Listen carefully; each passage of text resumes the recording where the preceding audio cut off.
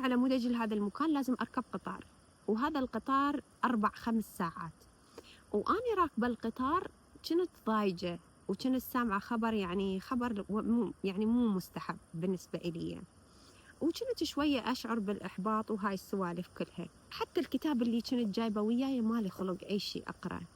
قبل كنت أحبه هواية أصعد بالقطار، بس لما قعدت بالقطار ما إلي خلق.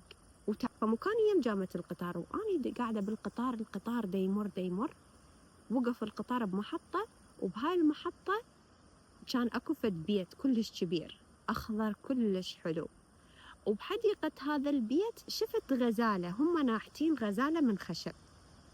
فلما شفت الغزالة من خشب أنا هواية أحب الغزالة وأتفائل بالغزالة، فالغزالة بالنسبة إلي مرتبطة بأحداث كلش زينة صارت لي في أغلب الأحيان بحياتي. لما كنت أسافر للشغل بالقطار، لما كنت أمشي بالغابة أشوف غزالة، وراها فترة يصير فد حدث كلش حلو بحياتي، يصير فد تغيير إيجابي بحياتي ومو أي تغيير. فعقلي فسر رؤية الغزالة إنه أكو فشي حلو دا يصير، أكو فشي حلو دا بحياتي دا ينطبخ. شوية فكيت، فصارت عندي مثل هاي النبتة بدت هيك بدماغي مثل بقعة ضوء. بعدين راح القطار من هاي المحطة وبدأ يمشي دق دق دق دق دق دق.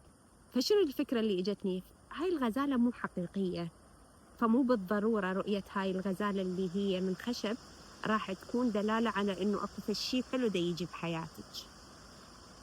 مو أحبطت، ولكن التفاؤل مالتي قل.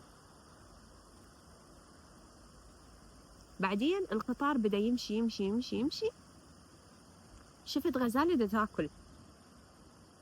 قلت لا، أكيد شيء حلو راح يصير، لأنه هاي الغزالة حقيقية، بس ما أعرف شنو هو هذا الشيء الحلو اللي. فتفائلت شوية. بعدين هو القطار يمشي شفت غزالتين 3 دا يركضن. قلت لا، هذن 3 غزالات، أكيد 3 أشياء حلوات راح يصير. زاد فالنبتة اللي هلقد دوداتها، الفكرة اللي كانت هيجي شكلها بدماغي بدت تتسع، وشفت عدة غزالات. فبذرة التفاؤل ونبتة التفاؤل بمخي، إذا نريد نوضحها من هيجي، صارت هيجي عندي.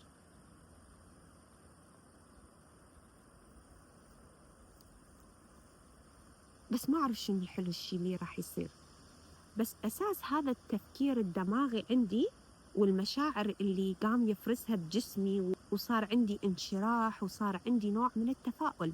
بعدين لما وصلت للمكان هذا وقعدت هنا، قلت بس لا يطلع لي ذيب، لأنه هسه خاف أنا بعد دا أحكي عندي خوف. وفكرت بس لا يطلع لي ذيب، بس لا تطلع لي أفعى، بس لا يطلع لي فشي هنا. بعدين فكرت بس شنو أنا أحب أشوف؟ قلت والله لو تطلع لي غزالة كلش أحب، يعجبني أشوف غزالة. فمنتظرة هسه تطلع لي غزالة، منتظرة تطلع لي غزالة، بلكي تطلع لي غزالة أتفائل بيها. بعدين فكرت ليش أني أصلاً أنتظر الغزالة؟ على مود أتفائل بالحياة، على مود أتفائل إنه أشياء حلوة دا تجي بطريقي وأشياء حلوة دا تصير ودا تنطبخ لي. ليش أني أنتظر الغزالة أصلاً؟ ليش أني ما أوجد هذا التفاؤل من نفسي وأفكر وكل شيء دا يصير بصالحي، حتى الأشياء اللي ما أريدها تصير بصالحي دا تصير بصالحي بشكل أو بآخر. إنه الحياة مو ضدي، الحياة هي جاية هنا على مود تساعدني، إنه أنا إنسانة محمية، إنه أنا إنسانة حقي راح يوصل لي بشكل أو بآخر، مو بالضرورة تكون بالشكل اللي أنا أريده. وعلى هذا الأساس سويت تمرين، أو أنت تقدر تسوي هذا التمرين الكتابي. ونقطة مهمة بتمرين التفاؤل، أريدك تكتبين لستة من الأشياء اللي تشائمين من عندها. هل هاي الأشياء اللي تخليش تشائمين تذكرك بأشخاص بأحداث صارت لك بحياتك، فلهذا السبب عقلك يفسرها؟ هل هي هاي التشاؤمات تفسير عقلي أو حقيقة؟ سألي نفسك. وبعدين تجين تسوين لستة وتكتبين الأشياء اللي أنت تتفائلين لما تشوفيها، لما تسمعيها، الأشخاص، الأماكن، الألوان، كلها كتبيها. شلون تقدرين تكثرين من عندها؟ بالبيت مالتك، تخلين مثلا أنت تتفائلين بصورة عباد الشمس، تخلين صورة عباد الشمس بالغرفة، تتفائلين بعبارة، بآية، لون معين يعطيك اطمئنان، شلون تقدرين تدخلينه بحياتك، فتكثرين من هاي الموضوعات اللي تزيد التفاؤل مالتك. بعدين تجين تسألين عن التفاؤل الداخلي اللي ينبع من الفكر والإيمان. شلون أقدر أني أسوي التفاؤل وأصنع التفاؤل بدون ما أشوف شيء، بدون ما أسمع شيء خليني أتفائل؟ يا ترى شنو الأفكار اللي تخليني أني أتفائل، اللي تقوي تفاؤلي؟ بعدين اسألين نفسك شلون أني أقدر أتفائل قبل لا أشوف هاي الأشياء، قبل لا أسمع هاي الأشياء. شنو الأشياء اللي أقدر أسويها، شنو الأفكار اللي أقدر أفكرها على مود أقدر أتفائل وزيد هذا التفاؤل. من الآليات اللي تساعدك إنه الإيمان بإنه كل شيء دا يصير لك بهاي الحياة هو ما دا يصير ضدك، هو دا يصير بصالحك. هاي انطلاقة التفاؤل، إنه مو هنا نهاية القصة، إنه أقدر أعيد كتابة قصتي. التخلي عن فكرة إنه الأشياء لازم تصير بالطريقة اللي أنت تريديها. دائما قولي إنه هذا الشيء ما صار لي، أكيد هذا جزء من المخطط الإلهي، من المخطط السماوي اللي راح توصلني الشيء يكون بصالحي وأحسن أصلا من ما أنا متخططة إليه وأنا مخططة إليه.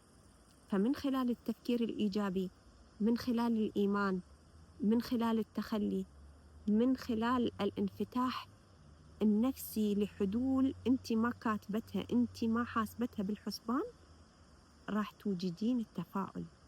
وإنه بس مجرد بعض الأوقات نقول لنفسنا إنه أكو شيء دا يصير جيد أنا ما أعرفه هو شنو، بس أكو في الشيء جيد. دائما تفكرين إنه أكو في الشيء زين دا يجي بالطريق. وهذا مو يعني إنه أنت ما تسعين، إنه أنت ما تحاولين، لا، تسيرين بالطريق ولكن بإيمان إنه كل شيء يصير لك مو فقط مكتوب لك بطريقة أنت ما كاتبتها، ولكن كل شيء يصير لك هو يصير لصالحك مو ضدك. لأنه يقولون كل متوقع آتي. حتى علم الدماغ وعلم الوعي أثبت أن الإنسان لما يخلي فكرة براسه تتجلى قدامه بشكل أو بآخر. الرؤية الإيجابية للحياة تخلي الحياة داير مدارج إيجابية. فأتمنى تجربون هذا التمرين البسيط اللي ألهمت به هسه. هاي الأفكار وهاي التجارب اللي أنا أشاركها وياكم هي ليست حقيقة مطلقة، وأتمنى تلهمكم هاي الأفكار والتجارب. وإذا عندكم آراء أو اقتراحات كتبوا لي بالتعليقات.